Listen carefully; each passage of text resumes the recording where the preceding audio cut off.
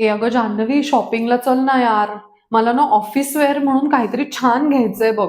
मला तेच तेच कपडे घालून ना जाम कंटाळा आलाय. हो, जाऊयात की. मी तुला म्हणलं ना त्या दिवशी फोनवर प्रदर्शन लागलंय, तिकडे जाऊयात. काय सुंदर हँडलूमच्या साड्या आल्यात अगं. मला तर इतक्या घ्याव्याशा वाटत होत्या ना. हँडलूमच्या साड्या?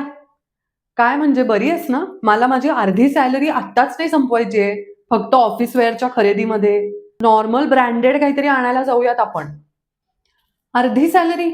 बापरे! तू काय कांजीवरम आणि बनारसी वगैरे नेसून जाणार आहेस की काय ऑफिसला? एकदम चमको बनून? चमको कशाला बनायचंय? हँडलूम म्हणलं की झालं ना, महागच असणार आहे ते.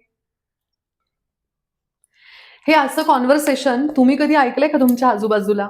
मुद्दा असा आहे की हँडलूम्स आर नॉट ऑल्वेज एक्सपेन्सिव्ह.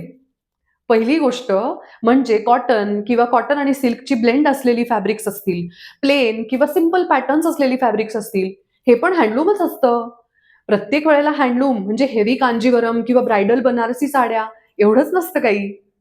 दुसरी गोष्ट, हँडलूम म्हणजे काही फक्त साडीच नसते. हँडलूम म्हणजे तुम्ही आत्ता जसं म्हटलं तसं प्लेन फॅब्रिक्स किंवा थोडेसे पॅटर्न्स असलेले कॉटन आणि सिल्क मिक्स असलेली फॅब्रिक्स याचे कुर्तीज किंवा ड्रेसेस असं तयार करून सुद्धा ऑफिसला किंवा कॅज्युअल वेअर म्हणून वापरू शकता.